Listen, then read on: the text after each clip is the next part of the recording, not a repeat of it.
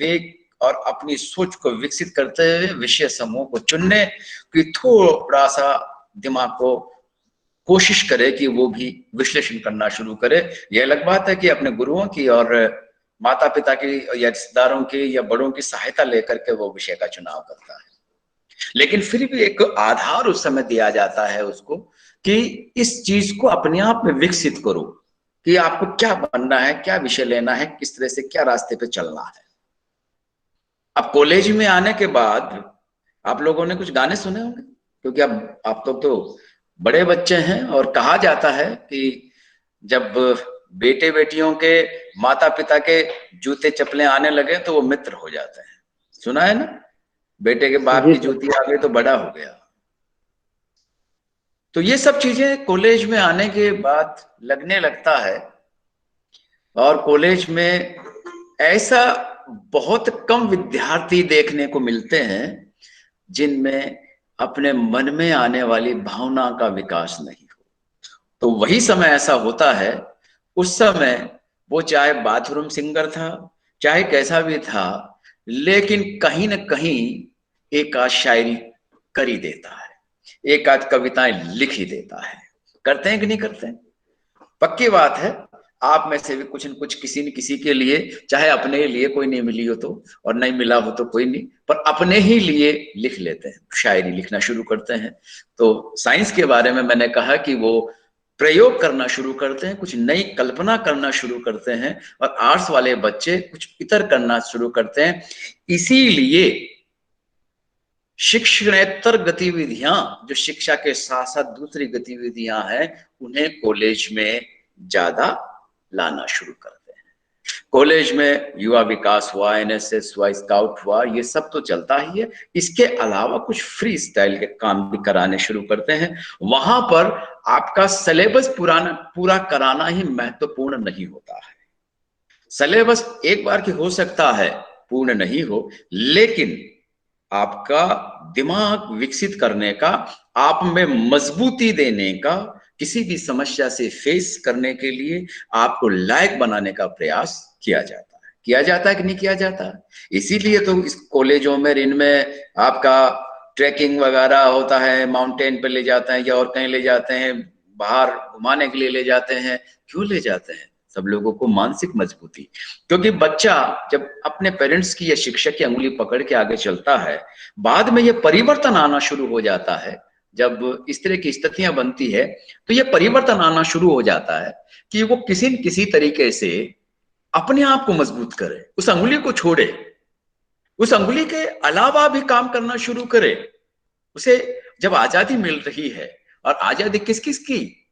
अपने अनुसार वस्त्र पहनने की, अपने अनुसार काम करने की, साइकिल से बाइक चलाने की, या अपने साइकिल को अपने मन मर्जी से चलाने की, या किसी थ्योरम को अपने तरीके से हल करने की।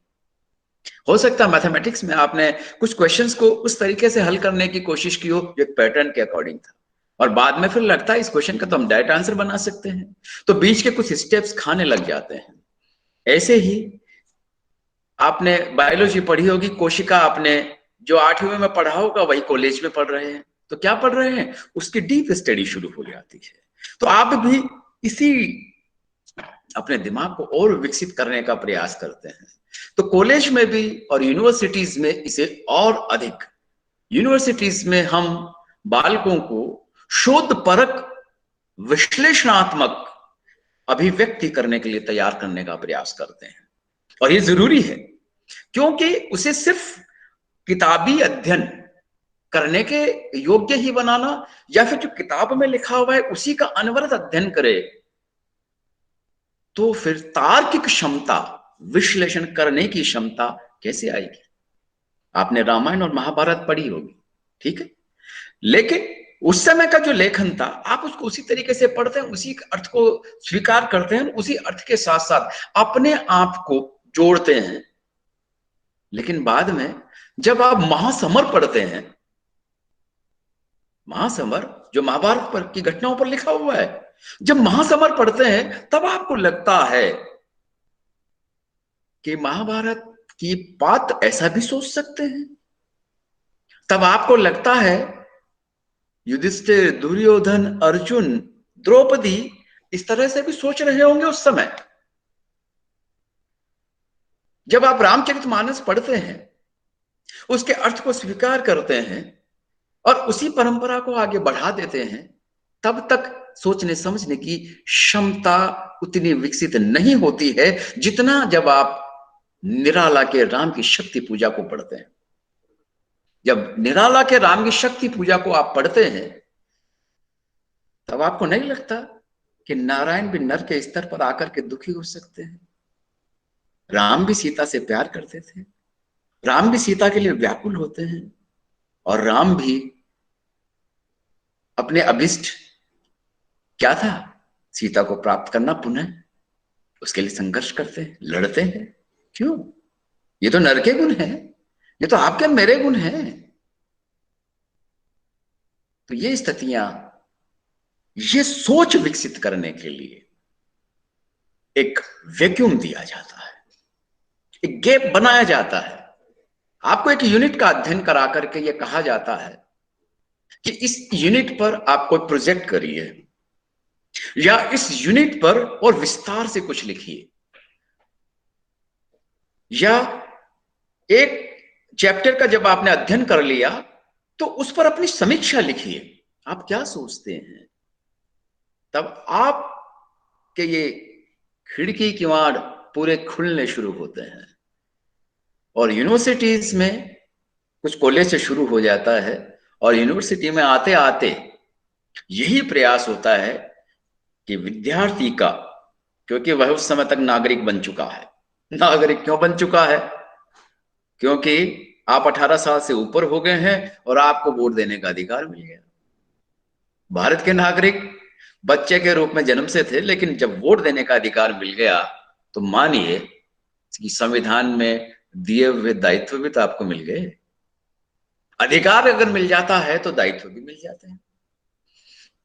हम सोचते हैं कि सिर्फ अधिकार ही हमें मिलना चाहिए, ये तो नहीं होता ना, और नहीं होना चाहिए। अगर आदमी ये कहता है कि मुझे सिर्फ अधिकार चाहिए, इसका मतलब उससे कामचोर, उससे बेकार आदमी कोई नहीं है।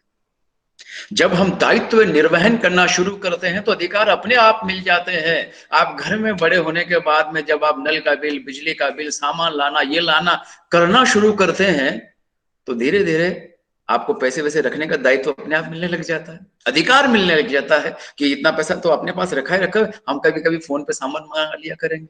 जबकि बचपन में क्या होता था, घर वाले सोचते थे कि फालतू पैसे खर्च कर देगा, इसकी जेब में पैसा नहीं रखना है। लेकिन एक समय आता है जब बदलता है दृश्य। मानसिक मजबूती आज के युग में अति महत्वपूर्ण हो गई है। जब डिजिटल सिस्टम और डिजिटल क्रांति का ये जो युग है, एक समय था जब बच्चा घबराता नहीं था, अपने दादा, नाना, नानी, दादी, चाचा, चाची, बुआ, फूफा सबके साथ मिलकर के अपनी समस्याएं बताया करता था। आज स्थितियां ये हो गई कि अब थोड़े दिन बाद में चाचाओं की संकल्पनाएं खत्म हो जाएंगी, क्योंकि एक बच्चा, एक बच्ची। अब एक बच्चे का विवाह होने के बाद में उसका चाचा कहां से आएगा? तो संकल्पनाएं खत्म हो जाएगी चाचा की।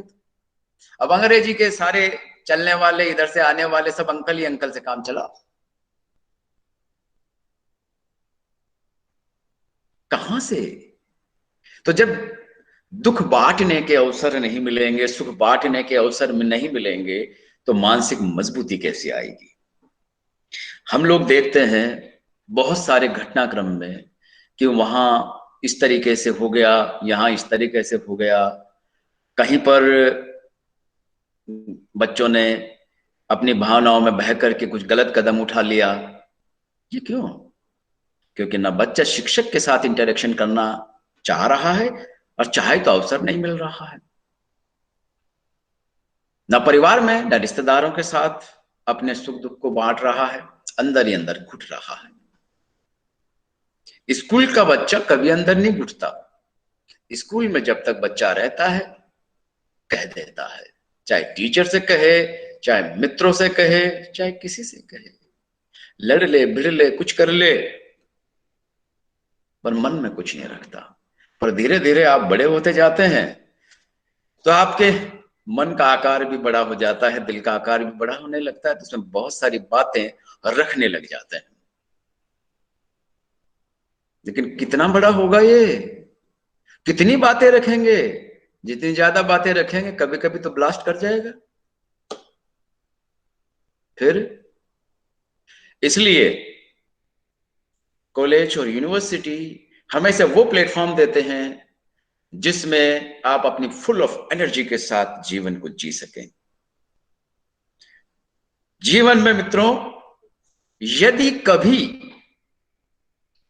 100 साल, 50 साल, 100 साल जी जाए वो अलग बात है, पर 50 साल बाद आपसे कहा जाए कि आपके जीवन का सर्वश्रेष्ठ समय याद कीजिए, कौन सा? बाल्यकाल का हो सकता है सर्वश्रेष्ठ रहा हो। उसके बाद सिर्फ और सिर्फ कॉलेज का समय याद करता है हर आदमी, क्योंकि वो सर्वश्रेष्ठ समय होता है। उसी समय में सब कुछ याद करता है, उसी समय के मित्रों को याद करता है। या तो मित्र बचपन के बहुत घनिष्ठ रहते हैं या फिर कॉलेज के बहुत घनिष्ठ रहते हैं। बाद में जो मित्र बनते हैं वो व्यवसाय के आधार पर बनते हैं, जो बनते हैं बिगड़ जाते हैं। लेकिन उस समय के जो मित्र होते हैं वो आपके हर सुख दुख में साथ आते हैं, 3 इडियट की तरह। एक इडियट चला जाए तो 2 इडियट जरूर ढूंढेंगे।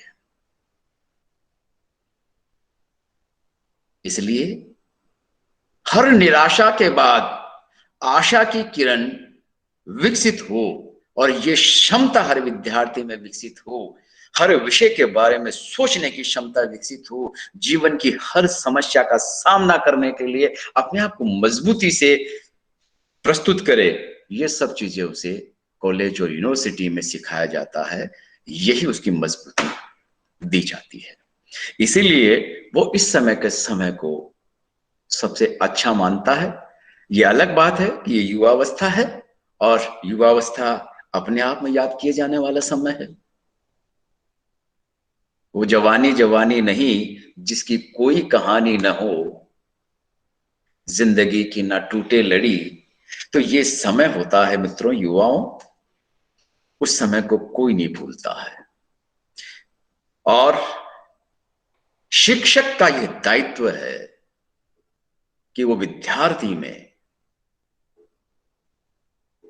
संतोष और शांत रहने की प्रवृत्ति विकसित नहीं करे, वरन उसमें ज्वालामुखी की तरह धीरे धीरे जलाने की स्थिति पैदा करे, थोड़ा थोड़ा असंतोष पैदा करे कुछ प्राप्त करने के लिए।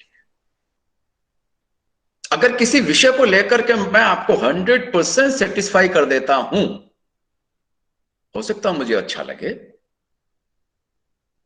लेकिन एक शिक्षक के नाते ये ठीक प्रवृत्ति नहीं है। उसे सेटिस्फाई कीजिए और कुछ कुचल्ला छोड़ दीजिए कि इसे आप इन इन पुस्तकों के माध्यम से या इन इन रेफरेंस या इन इन चीजों को ढूंढ करके थोड़ा सा अपना ज्ञान विकसित कीजिएगा।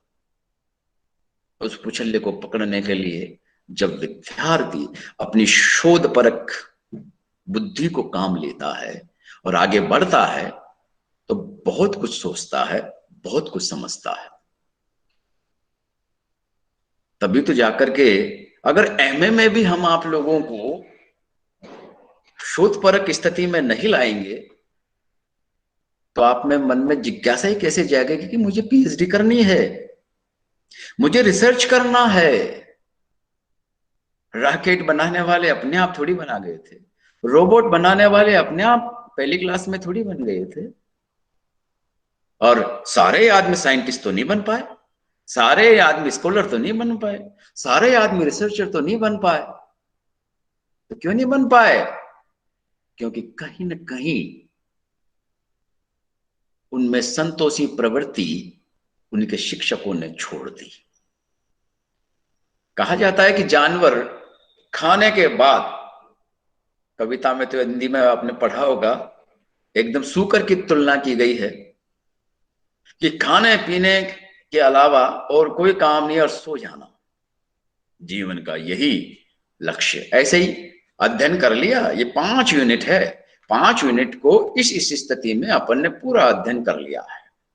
जो जो किताब में दिया गया था वही तो पढ़ना था, उससे ज्यादा क्यों पढ़े, पास होने के लिए बहुत है। ये दृष्टि जहां आ जाती है, वो संतोष की प्रवृत्ति जहां आ जाती है, उसके बाद विकास बंद हो जाता है।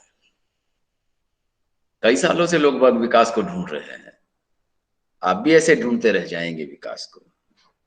यदि आप चाह रहे हैं कि वो विकास अपना भी हो, तो इस शोध परक बुद्धि को खुलने दीजिए। अपने आप को ज्ञान ग्रहण करने और ज्ञान में नए नए अनुसंधान के लिए तैयार कीजिए। जो पुरातन व्यवस्था के साथ चला आ रहा है, उसी से जुड़ करके उसी पे मत रुक जाइए। जब आप घर में प्रयोग करते हैं, किचन में प्रयोग करते हैं, तो अपने जीवन में क्यों नहीं करते? आपने कभी देखा है, एक जमाना था जब भिंडी की सब्जी बनानी है, कड़ी की सब्जी बनानी है, या किसी और की सब्जी बनानी है, एक फिक्स फार्मूला था। आप आज एक्सपेरिमेंट करते हैं, भिंडी में आलू डाल देते हैं। बुजुर्ग लोग कई बार क्या कर दिया, भिंडी में आलू डलते हैं क्या? नहीं डलते हैं, लेकिन एक्सपेरिमेंट अच्छा लगा और जल्द कर लिया। आज कड़ी पत्ता, ये पत्ता, वो पत्ता, रेसिपी यूट्यूब पे देख देख करके आलू के पराठे खूब बनाना आता है, लेकिन रेसिपी देख देख करके आप अलग अलग तरीके से बनाते हैं। हर सब्जी अलग अलग तरीके से बनाई जाने लगी है। और कपड़ों के साथ तो एक्सपेरिमेंट युवा है, आप लोग करते करते हैं। तो शिक्षा के साथ भी ना करना है या नहीं करना? करना है सर। करना। पढ़ने का तरीका बदलना होता है। जितना अपन पढ़ रहे हैं, परंपरागत पढ़ रहे हैं, और परंपरागत पढ़ रहे हैं तो फिर सोचेंगे कैसे? जो परंपरा के अनुसार आपको पता जाएंगे। आपने छायावाद को पढ़ा, आपके मन में द्वंद्व क्यों नहीं पैदा हुआ? किस बात का? अरे एक तरफ जयशंकर प्रसाद जी कह रहे हैं, नारी तुम श्रद्धा हो विश्वास, नारी तुम केवल श्रद्धा हो विश्वास रजत नकपक तल पर, पीयूष स्रोत सी बहा करो जीवन के सुंदर समतल पर। और एक तरफ सरोज स्मृति में निराला अपनी बेटी का विवाह खुद करवाते हैं, और अपनी जातीय व्यवस्था में जो भी उनके युवा संपर्क में थे उन सबको धिक्कारते हैं। एक ही समय दो लोग, एक नारी सशक्तिकरण की बात करता है और एक नारी को पूजनीय बनाने की बात करता है। महादेवी जी अध्यात्म में चलती हैं। अब एक तरीका तो ये कि आप पढ़ ले, परीक्षा दे ले, पास हो जाए। दूसरा तरीका यह कि आपके दिमाग में कुछ कुछ कुछ कुछ होना चाहिए कि मैं इनका तुलनात्मक अध्ययन करूं। किन परिस्थितियों में प्रसाद जी ने यह कहा और किन परिस्थितियों में निराला जी ने यह कहा। ये विमर्श क्यों विकसित हुए? आजकल कितने सारे विमर्श चल रहे हैं, क्यों विकसित हुए? दलित विमर्श, स्त्री विमर्श, आदिवासी विमर्श, किन्नर विमर्श, क्यों विकसित हुए? मैं 45 साल से जोड़ने के लिए सर। आप लोग भी कोई 18, 20, 22, 25 साल के हो गए होंगे। हमने पहली बार किन्नरों को नहीं देखा होगा ना, बचपन से देख रहे होंगे, जब बिल्कुल छोटे छोटे थे और मोहल्ले में वो ढोलक बजाते आ जाते थे, गाना वाना करते थे, और पैसे इनके बेटा हुआ है पैसे देने हैं। तब क्यों नहीं था किन्नर विमर्श? सोचने की क्षमता विकसित होती गई। फिर लगने लगा इनका भी दुख दुख है, स्त्री का दुख भी दुख है, दलित का दुख भी दुख है, सिर्फ मेरा ही दुख दुख नहीं है। या मेरी ही प्रसन्नता प्रसन्नता नहीं है, आपकी भी प्रसन्नता प्रसन्नता है, किन्नर की भी प्रसन्नता प्रसन्नता है, स्त्री की भी प्रसन्नता प्रसन्नता है, दलित की भी प्रसन्नता प्रसन्नता है। तो फिर क्यों नहीं हम उन चीजों को शेयर करें? हम क्यों नहीं उन चीजों को एक मंच पर लेकर के आए, एक साथ लेकर के आए? तभी तो विमर्श पैदा होगा, चर्चा, किसी विचार की उत्पत्ति, और फिर उस विचार पर मंथन, तभी तो कोई थ्योरी बनेगी। अपने आप तो नहीं बन जाएगी। आप और हम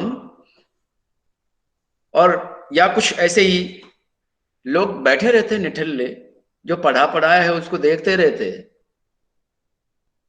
तो आज से इस 10-15 साल में मोबाइल इतना बदल जाता? नहीं बदलता, क्योंकि लोगों ने कल्पना की।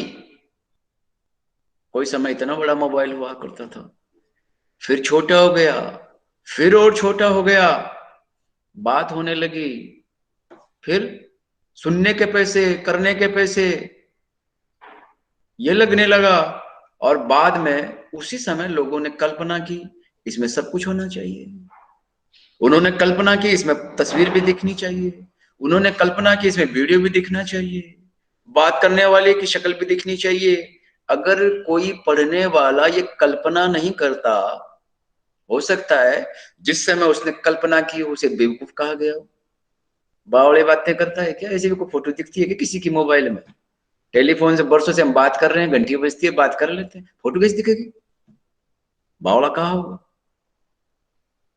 लेकिन नहीं, वो नहीं माना होगा, काम किया होगा। और काम किया होगा जब तो पता चला। आज अपन छोटे से मोबाइल में, मोबाइल का आकार वापस बढ़ने लग गया, उसमें देखने लगे। अब देखिए, सब लोग आप अपने घर पर हैं, कोई खेत में बैठा होगा, कोई रजाई में बैठा होगा, कोई वास्तव में टेबल कुर्सी पर बैठा होगा, मैं यहाँ यूनिवर्सिटी में, हम बात कर रहे हैं एक दूसरे से। ये भी तो कल्पना की होगी। जूम ऐप, जिसके माध्यम से मीटिंग हो रही है आज, उसके आविष्कारक ने उसे बनाने के बाद, वो यहां बेंगलुरु में कंपनी में काम किया करते थे, उनके मालिक, उन्होंने अपना प्रपोजल तुमको बताया कि सर मैं ऐसा बनाना चाहता हूं, हम एक जगह बैठे बैठे सब अपने अपने जगह से मीटिंग कर सकते हैं। उनको कहा, वो गेले आवे बात कर, कहां जोड़ेंगे इन चीजों को? कोई नहीं सुना। वो अपना प्रपोजल खुद ही बेचारा बनाता रहा, काम करता रहा। यदि वह भी परंपरागत व्यवस्था में काम करता, अपने को तनख्वाह चाहिए साहब, सुबह सुबह आप जो जो काम देंगे सुबह सुबह वर्ड एक्सेल पर टाइप कर देंगे, इसको उस पर चढ़ा देंगे, वेबसाइट पे कर देंगे, ठीक है, शाम को चले जाएंगे घर। कंप्यूटर इंजीनियर्स अपनी कोई लैंग्वेज बना रहा है, कोई वेबसाइट बना रहा है, जो कंपनी काम देती है तो कर लेता है। उसने कंपनी के काम के इतर सोचा और जूम ऐप तैयार किया। और जूम ऐप तैयार किया तो आज कोरोना की स्थिति देखिए, किसी के लिए कोरोना दुखदाई और किसी के लिए कितना सुखदाई। जूम कंपनी अरबों रुपए कमा लिए कोरोना के कारण, और अब ये स्थितियां रुकने वाली नहीं है। कोरोना खत्म हो जाएगा, सब कुछ हो जाएगा, उसके बाद भी ये ऑनलाइन मीटिंगों का सिलसिला, ऑनलाइन कॉन्फ्रेंसों का सिलसिला रुकेगा नहीं।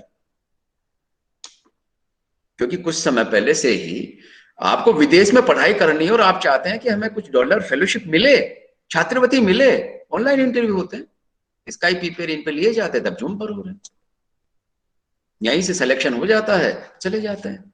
ऐसा थोड़ी है कि पता चले इंटरव्यू करना है, अमेरिका जाना है, लंदन जाना है, और इंटरव्यू देने के लिए अपन को पैसा चाहिए 2-4 लाख रुपए, तो बाद में फेलोशिप मिले नहीं मिले तो कर जाओ और कर लो। अब कैसे हो जाता है सब ऑनलाइन? ये किसने सोचा? जूम के ऑनर ने। तब उसने जूम ऐप डेवलप की, उस पर और काम किया। तो मैं आप लोगों को वैज्ञानिक बनाने के लिए तो नहीं कह रहा, लेकिन हिंदी के विद्यार्थी हो, साहित्यकार तो बनो, आलोचक तो बनो, समीक्षक तो बनो, अपना अध्ययन उस स्तर तक तो ले जाओ जिस स्तर पर जो किताब में लिखा है उस पर सोचने के लिए कि उन्होंने ऐसा क्यों लिखा, या फिर उसकी अलग अलग तरीके से व्याख्या करने की अपने में कुवत विकसित हो जाए। एक ही वाक्य बहुत सारे अर्थ दे देता है, और ये जानते हैं, छोटी छोटी चीजें, एक एक कोवा चीजें बदल देता है।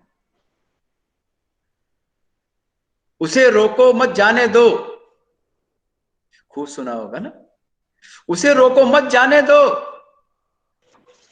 यस सर, सुना है।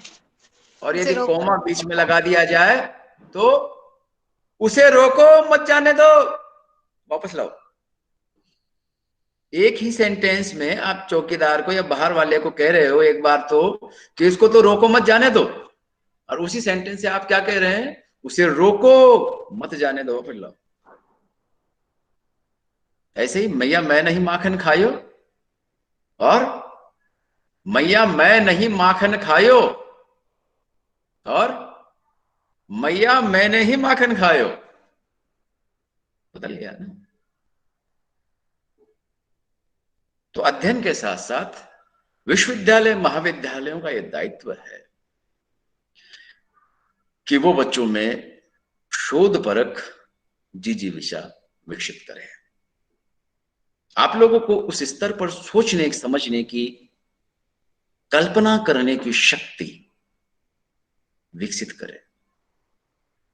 बहुत सारे हिंदी के लोग ऐसे हैं जिन्होंने कल्पना से ऐसी ऐसी विज्ञान गल्फ लिखे थे, 2025 में कैसा हो सकता है या 2050 में कैसा हो सकता है विज्ञान, वो कहानियां लिखी। या पहले, बहुत पहले 1800, 1700 या उसके बाद 1700, 1800, 1900 के दरमियान कुछ कहानियां या कुछ लोगों ने ऐसा लिखा, वो उस समय तो नहीं लेकिन आज हकीकत में बदल गया है। आज बहुत सारी घटनाएं हकीकत में बदल गई। पुष्पक विमान आप और हमारी पहुंच में आ गया है, जो कभी रावण के पास हुआ करता था, राम जी के पास हुआ करता था। मिसाइलें, इन सब चीजों की कल्पना किसी ने कभी ने की, और इसमें साहित्यकारों का भी बहुत योगदान रहा है। साहित्यकार हर आदमी को लिखने के लिए, सिखाने के लिए मोटिवेट करता है। साहित्यकार जितना कुछ कर सकता है उतना और कोई नहीं कर सकता। साहित्यकार तो वो है जो मुर्दे में जान डालते हैं। तो आप तो उस परंपरा के आदमी हैं, उस स्कूल के आदमी हैं। पुराने जमाने में युद्ध लड़ा जाता था, और युद्ध लड़े जाते थे उस समय 2-4 तो ढोल वाले रखते थे, वो बहुत जोर जोर से ढोल बजाते थे, और कुछ भाट और चारण होते थे, वो उस समय के साहित्यकार थे, और वो सब विरुदावली गाते थे, गीत गाते थे बहुत जोर जोर से। एक सेना नायक और पीछे चाहे 5 ही आदमी लड़ने वाले हैं, पर उनको गीत गा गा करके, ढोल बजा बजा के, जैसे भोपे में देवता आ जाता है वैसे उतना तैयार कर देते थे कि चाहे मर जाएंगे पर आगे के 500 आदमी से लड़ जाएंगे। अब तो सोचता है आदमी, अपन कितने, 6, आगे कितने, 500, अपन पागल है जो लड़ने जाए उनसे, सरेंडर करो। उस समय क्या होता था, वो गीत गाए जाते थे, गीत गाए जाते थे, आप ऐसे, आपके आपके आपके पूर्वज ऐसे, फुलाना ने ऐसे, उन्होंने इतने वजन की तलवार उठाई, उन्होंने एक एक आदमी ने 100 आदमियों को मार दिया, ये मार दिया, वो मार दिया। इतना उनमें उत्साह भर दिया जाता था कि सिंगिंग सिंग की तरह ब्लडी बाहर निकलने लग जाए, जब जब जब, फिर या तो मारेंगे मरेंगे। तो साहित्यकार क्या कर सकता है या क्या नहीं कर सकता है? साहित्यकार मोटिवेशन दे सकता है, साहित्यकार डिप्रेशन दे सकता है। कुछ ऐसा लिखने लग जाए जो नेगेटिव ही नेगेटिव हो, नेगेटिव ही नेगेटिव हो, और कोई उसका पढ़ने वाला मिल जाए तो वो भी पागल हो जाए। साहित्यकार उसके मन को उठा सकता है, मन को गिरा सकता है, मन को चला सकता है। क्योंकि जहां न पहुंचे रवि वहां पहुंचे कवि। धूप भी नहीं पहुंचती है ना, वहां पर कवि की आवाज या कवि की लेखनी पहुंच जाती है। इसलिए अपने आप को कमजोर मत समझिए, अपने आप को मजबूत समझिए। कभी ये मत समझिए कि हमने हिंदी ले ली, कमजोर भाषा ले ली, या कुछ और ले लिया, हम भी कहीं साइंटिस्ट होते या कुछ और होते या ऐसा होता ना। साइंटिस्ट भी जब परेशान हो जाता है तो अच्छी अच्छी कविताएं पढ़ता है, अच्छी अच्छी कहानी पढ़ता है, शायरी पढ़ता है। हिंदुस्तानी फिल्मों में अगर बढ़िया बढ़िया गाने नहीं हो, उसे देखे कौन? आप किसी डॉक्टर के पास चले जाइए, किसी साइंटिस्ट के पास चले जाइए, कहीं ना कहीं कितना परेशान होगा, लेकिन गुनगुनाएगा जरूर। तेरी गलियां मेरी हो गई, तेरे बिजली का बिल मेरा हो गया। समय के अनुसार पुराना होगा तो पुरानी चीजें गाएगा, नया होगा तो नई चीज गाएगा, पर गाएगा जरूर। क्योंकि गुनगुनाएगा नहीं तो या तो किसी मरीज को मार देगा ना, मर जाएगा। ऐसे ऐसे डॉक्टर्स भी देखे हैं मैंने जो सोने के लिए कंपोज जैसे इंजेक्शन लगा करके सोते थे, और वो इंजेक्शन जिससे सामान्य आदमी को दे दिया जाए तो 24 घंटे तक नहीं उठे, और वो डॉक्टर 1 घंटे बाद वापस उठ जाता था, फिर ऑपरेशन करने चला जाता था। अर्थात मस्तिष्क की अति क्रियाशीलता और ये हाइपर एक्टिविटी ऑफ ब्रेन खतरनाक होती है। इसे बैलेंस करके चलाना पड़ता है, तब वो गीत गाता है, नाच भी लेता है। जिंदगी में जो भी अच्छा लगे, गीत गाना, नाचना, सब करिए, किसी को दुखी मत करिए। बस खूब पढ़िए, अपने सिलेबस के अलावा महीने में कोई भी एक किताब अलग से पढ़िए, चाहे वो कंपटीशन की बुक हो, चाहे वो जीत आपकी हो शिव खेड़ा की, चाहे कोई सी भी पुस्तक हो, चाहे उपन्यास हो, चाहे कहानी हो, जो आप समझे। क्योंकि आजकल के जो प्रतियोगी युग है उसमें कौन सा प्रश्न कहां से आ जाए कोई पता नहीं, और जितना आप पढ़ेंगे उतना सोचने समझने की क्षमता विकसित होगी। मैं एक उदाहरण देता हूं आपको। मैं जब आईएएस और आरएस लिख रहा था मेंस और इंटरव्यूज के लिए, बचपन से कुछ हर चीज को बाजार से डिब्बा खरीदा, कोलगेट का पढ़ लिया, दूध की थैली लेके आए उस पर पढ़ लिया सब कुछ। तो मैं जब 12th के बाद मैं एक हॉस्टल में रहता था, वहां से आते थे तो कभी दूध की थैली लाता तो उसके ऊपर पढ़ता रहता था पास्चराइज्ड मिल्क, ये टोंड मिल्क, फलाना मिल्क, ये मिल्क इतना पैसे का, इतना का, यहाँ मैन्युफैक्चर यहाँ। और एक बार जनरल साइंस में मेरे 2 सवाल इसी से सही हुए, थैली से, दूध की थैली से। क्योंकि उसमें पूछ लिया कि डेयरी का जो दूध मिलता है वो किस तकनीक से सुरक्षित किया जाता है, तो पास्चुराइजेशन उसमें विकल्प था, कर दिया, सही हो गया। कोई पता नहीं है कौन सा सवाल कब पूछ लिया जाए। जब आप बीए एमए के बाद में स्कूल लेक्चर, कॉलेज लेक्चर या कोई कॉम्पिटिटिव एसएससी या कुछ भी एग्जाम दे रहे हैं, इनकम टैक्स, सेल टैक्स या फिर RSIS एडमिनिस्ट्रेटिव सर्विसेज में कुछ भी लिखते हैं, तब कोई भी प्रश्न ऐसा भी आ सकता है जिसे आपने 6ठी क्लास में पढ़ा हो। चिंता मत करिए, बस इसको सुरक्षित रखिए, थोड़ा सा खाली रखिए ताकि किसी को सुन सके। इसे हम हमेशा अपने ही विचारों से मत भरिए, क्योंकि अपने विचार जब भर जाते हैं तो दूसरों के विचार आके रिफ्लेक्ट होके चले जाते हैं। थोड़ा खाली रखेंगे, रुकनेंगे, फायदा। ठीक है, अभी आज इतना ही, फिर नंदुलारे वाजपेयी जी से कल मुलाकात करेंगे। जी सर। जी सर। कभी कभी ऐसा लिया करो, है ना? जी सर। हाँ सर। ठीक है, ओके बाय।